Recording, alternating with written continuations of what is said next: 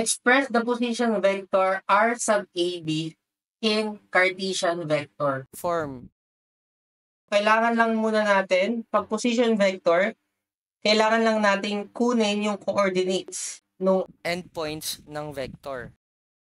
So, dumadaan si RAB sa point A at B. So, kunin natin ang coordinates ni A at ni B. Anong coordinates ni A? Along X, anong value niya? 3. Positive ba? Ito ang positive X natin. So, 3. How about sa Y? 2. 2 siya sa Y, no? Pero negative 2 kasi nasa kabilang direction na. Nasa negative Y axis. And then sa Z naman, nasa XY plane siya. Therefore, Z is 0.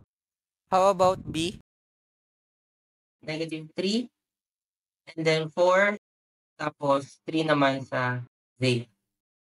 And then, para makuha na yung position vector R sub AB, subtract lang natin yung coordinates, no? So, para sa X component, that is simply negative 3 minus 3. Yan na yung X component. Para sa Y, that is 4 minus negative 2.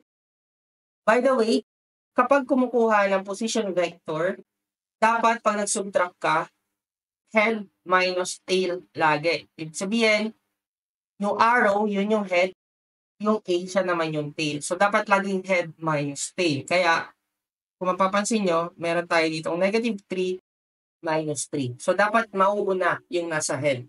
So, negative 3 minus 3, 4 minus negative 2, tapos 3 minus 0 para sa K.